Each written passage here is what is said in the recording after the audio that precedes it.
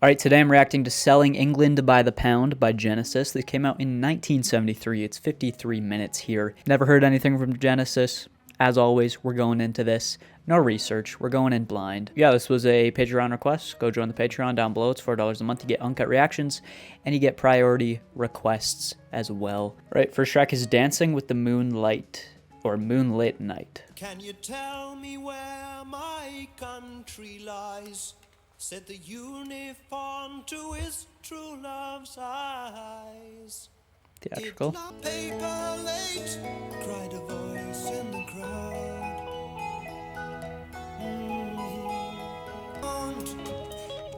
Okay, so it's like, it's very old sounding.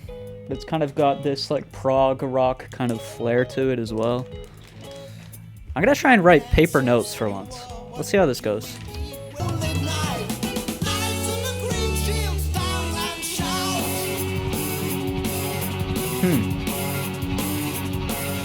What a groove, man.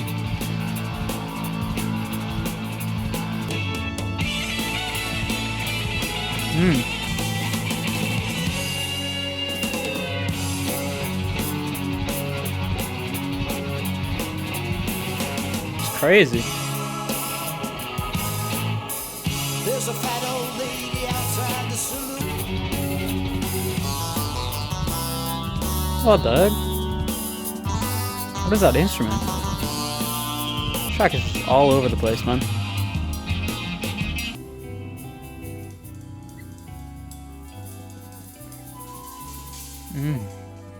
There's so many influences I feel like I'm picking up on here. Reminiscent of King Crimson, Pink Floyd to an extent, and I feel like I can hear Black Midi taking influence from this, definitely. This is beautiful.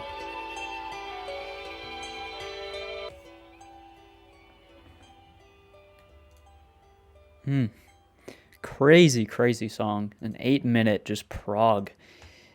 8-minute prog insanity. Obviously, like I said, it has that almost like Baroque style. Is that the right term? It's very old-timey. It felt like that in the beginning, but then they kind of mix it with these more modern kind of prog rock influences and riffs and sounds. Yeah, like I said, I was picking up on a bunch of influences. King Crimson felt like a big one for that. I mean, King Crimson isn't as like theatrical, definitely, but a lot of the sounds sounded pretty similar to King Crimson.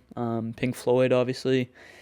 I feel like Black Midi has taken a lot of inspiration from this, which is kind of cool. Mahavishnu Orchestra as well is another one I wrote down. Why can't I speak? It kind of gave me that same chaotic kind of feel. Even though Mahavishnu, that record was a bit more jazzy, just kind of gave me a similar vibe. Lyrically, I have no clue what's going on here. I mean, there's obviously a story, but I was just kind of thrown off by the sound and was just kind of thrown into this with no idea what was going on. So yeah, I'll look over these lyrics probably after this video or when I have time. But yeah, there's definitely a story going on here. So yeah, that was cool. I like the progression of it was great, of course. A ton of switch ups, and I liked it. Let's keep going. Really good song. Track 2.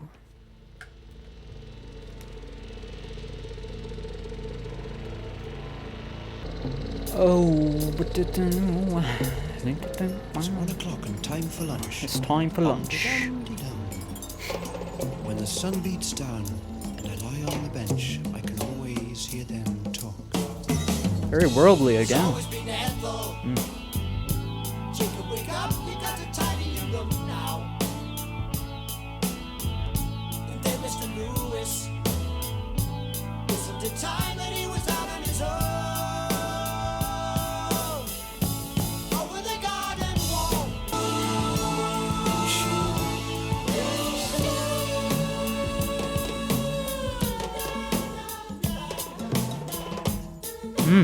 I'm loving these worldly kind of bongos and nice typo right here.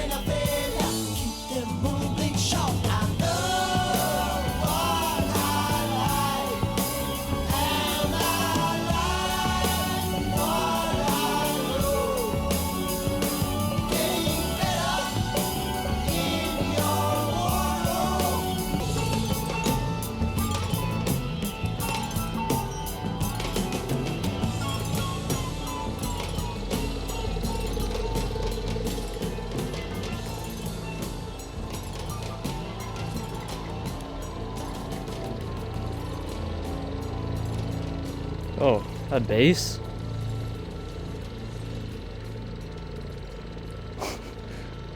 There's like... It's like a very farty bass. There's a lot of air to that. That's good. Again, definitely a story here that's going on. I don't know what it is, but I always hear them talk. I'm just a lawnmower. I wonder what that could mean. You can tell me by the way I walk. I don't know what this is. Of course, let me know down below any info y'all have on these stories, because I don't really know what's happening lyrically.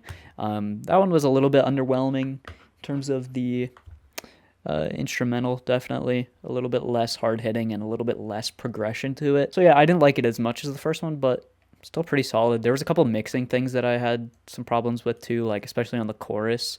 The vocals just sounded like kind of too buried in the mix. I think it could have been a little bit cleaner there, but other than that, pretty solid again. I'm interested. This is a weird vibe we got going on, but I'm here for it. Keep going.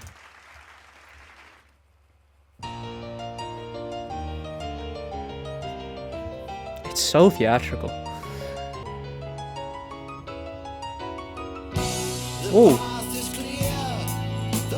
Queen?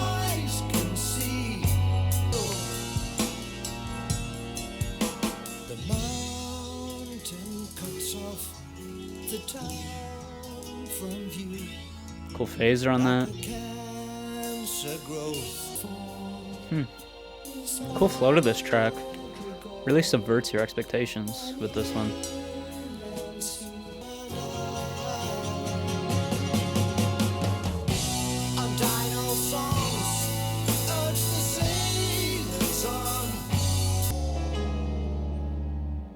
Back to the piano? Okay. See, these are the parts that remind me of like King Crimson with the flute.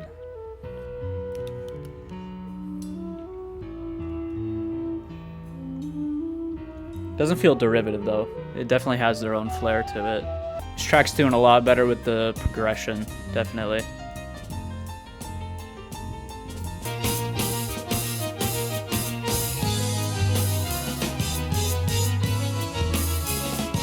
Crazy synth solo here.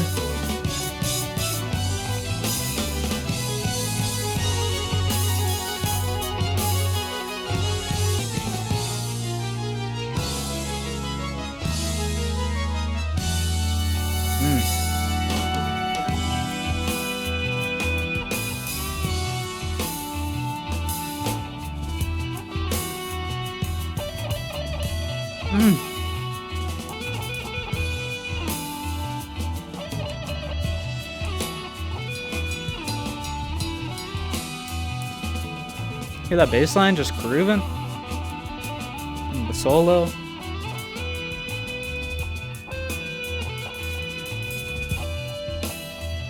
Oh, this part's great.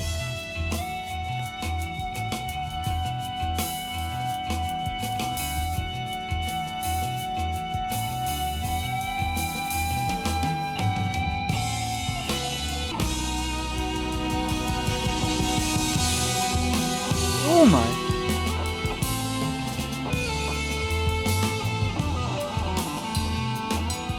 Fantastic.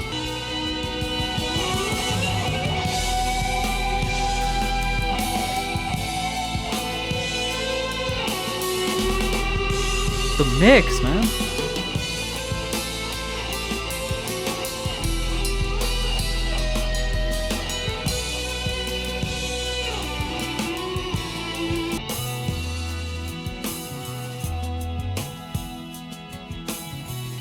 That bass line, listen to it. Just fall it down.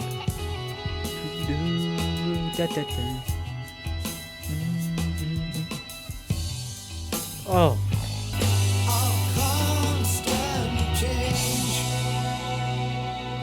Whew.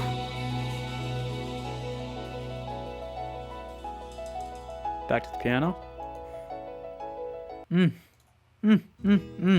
Hold on, we gotta go back.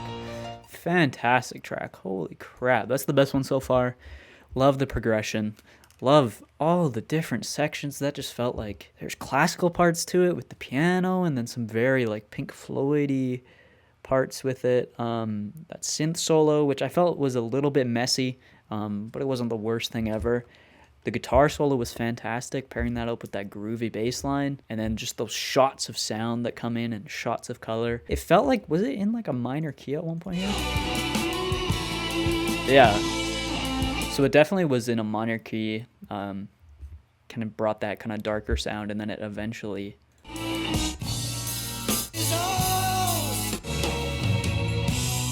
Yeah, and then it went back to major here, that's what I thought. Yeah, that was the best track so far.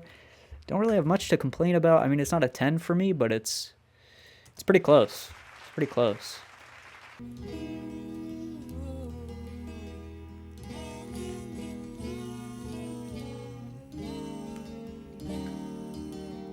To go down,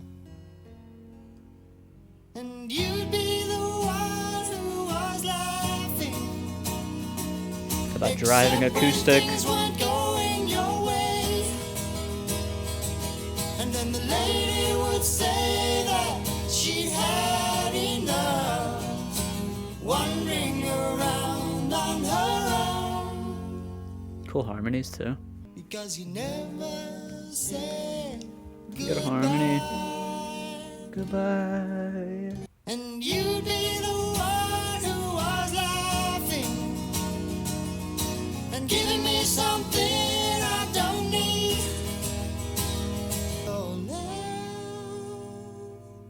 Such a weird note to end on. This right here,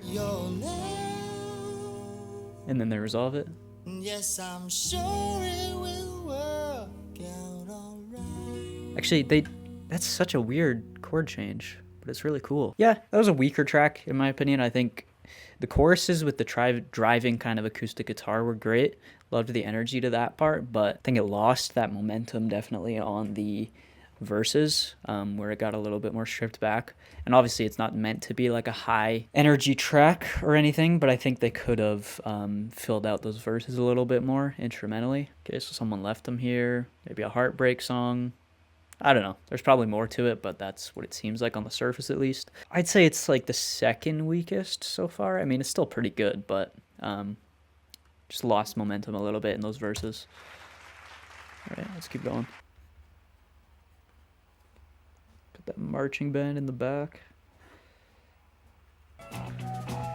Such an interesting combination of sounds. Weird little intro. Okay. Along the forest road, there's hundreds of cars, luxury cars. Yes, these Christian soldiers fight to protect the poor. East End heroes got to score in the Battle of Epping Forest. Yes, it's the Battle of Epping Forest, right outside your door. Can you come to camp?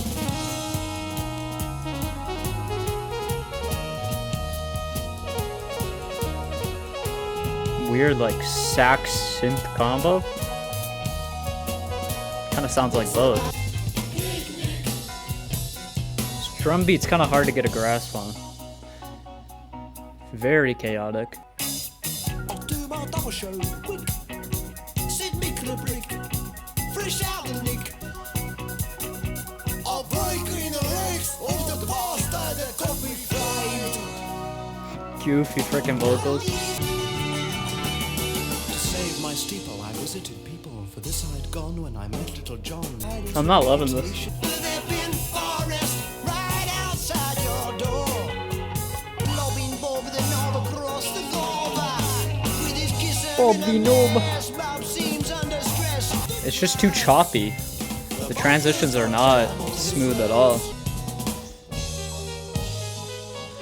It just never ends.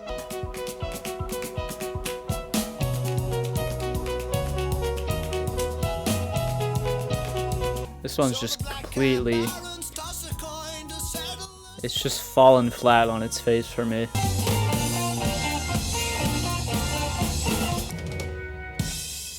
Oh, man. That was a trek, man. That was a chore to get through. An absolute chore, man. Holy. I mean, they had longer tracks before that did not feel as long as that one felt. That felt like a 20-minute song. It's 12 minutes. Like, the transitions were kind of not great. Each section just kind of felt very random, felt very choppy. Vocals were a bit goofy. I feel like he was going for this over-the-top character kind of portrayal, but it just, I didn't really buy it, if I'm being honest. Yeah, and the intro too, there was that like marching band kind of intro where it just faded in and then faded out and then jumped into the real song. That felt kind of out of place and kind of awkward. Overall, the song in general just felt maybe too ambitious, if that's even possible, which I think it is. Yeah, that's gonna get the mid. That's gonna get the mid from me. Keep the mid off the streets. No lyrics, bruh.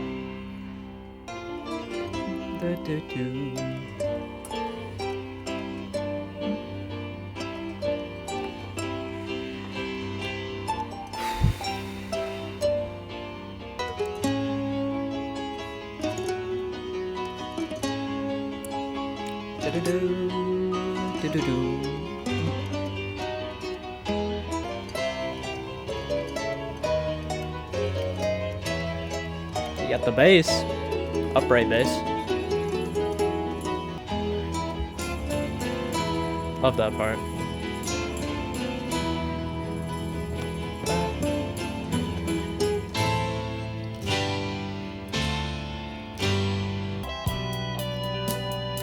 Great guitar solo.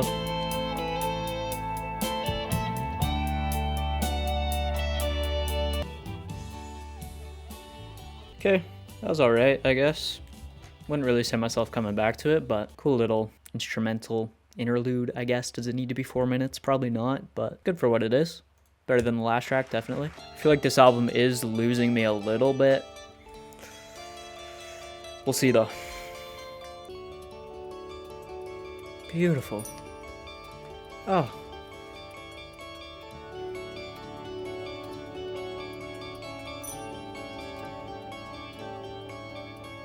Can he fail, armed with his joy and surprise? Take a little trip back.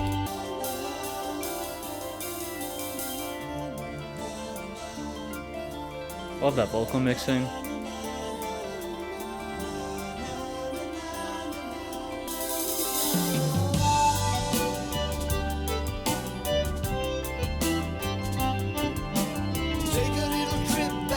I do feel like I am at the point now where the switch-ups are just becoming predictable at this point.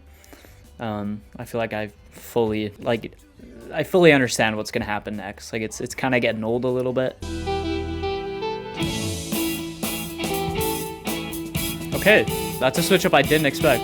That's a good one.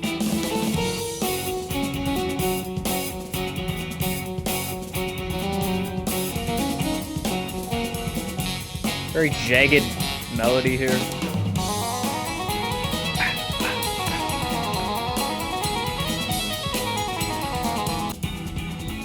Love that guitar tone.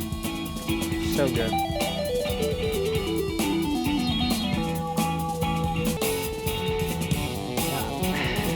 I'm sorry, but I feel like they kind of just don't know when to stop. This song should have been over like 2 minutes ago. This part's cool though.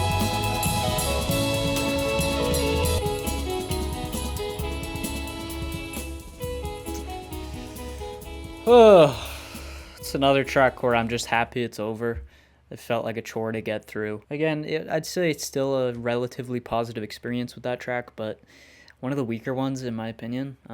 Or maybe it's just, maybe this album's just kind of losing its effect on me. Like the switch ups aren't as exciting. They feel a little bit more predictable now that I've kind of grasped the sound that they're going for here. I know boomers are gonna see this video and they're gonna hate that I can't, or that I won't accept that this is just like the greatest album of all time. But I think sometimes with music you can be a little bit overambitious and really skip over the actual structure of the track and really feeling like you need to put all of your ideas out there. That's what it feels like with this song. Kind of, it just feels like every idea that hit their head, they just kind of laid it down. And sometimes cutting stuff, I feel like, could help. Probably at the, at like the 7-minute mark, I was done with the song. And I'm not against long songs. I've listened to pretty much every single Swans album. I love those albums. I've listened to Godspeed albums.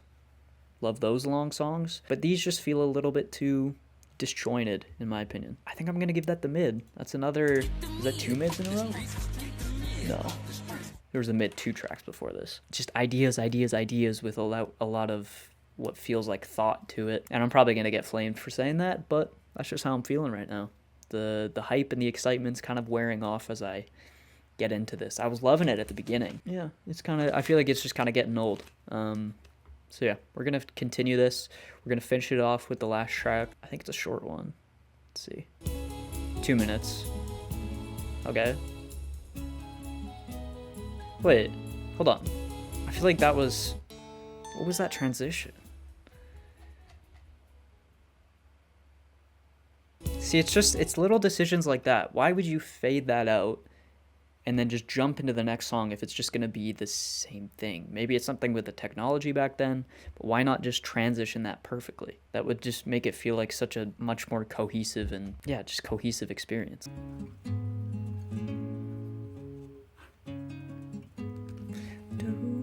I don't belong here, said old Tessa out loud. I'm sorry, like what? Easy. What is this transition? I don't belong here, said old Tessa What? out loud. So abrupt and awkward.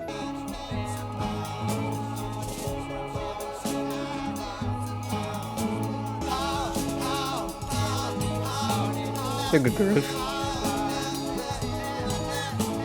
It's another underwhelming one. There's obviously a story going on here that I'm not picking up on, but I don't know. Just like little decisions, like I said, fading that in, and then why not just transition perfectly, and then that abrupt transition into the next section. It has a cool groove to it. I'd say it's slightly better than the last track just because it wasn't as much of a chore to get through, but still not my favorite. Yeah, this really took a turn for the worst for me. Like up to track 4, I was enjoying it quite a bit, and then track 5 kind of just threw everything off for me. Which one was that? Track 5.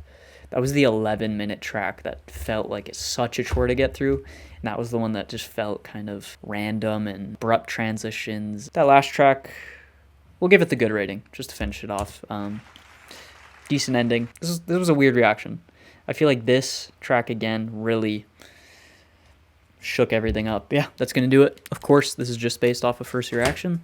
Opinions can change. I didn't love this, if I'm being honest. I mean, I still liked it. It's still a relatively positive experience, I guess. But I feel like this is kind of similar in my mind, the way I kind of connect to it, or the lack of connection I have with it. It's kind of similar to like Pink Floyd for me. Like, it's just... I can see why people like it. It's just not really my thing. I mean, I can't forget that the first 4 were really good. Those were really good tracks. But after that, it kind of dipped in quality, I feel like. I just feel like a lot of it is just not very well thought out. And it's just throwing ideas at the wall and just not combining them in a good way. So yeah, those are my thoughts. This was Selling England by the Pound by Genesis. Let me know any of the story that I'm missing out on, because I know I'm missing out on a lot. But I can see why people like it. It's just not really for me. Yeah, that's going to do it. Go join the Patreon. Uncut reactions, album requests. It's kind of popping over there right now compared to what it was doing a couple months ago, so go join that. And yeah, I will see you guys in the next video. Genesis, Selling England by the Pound is good. Didn't love it. Don't hate me. Boomers don't hate me.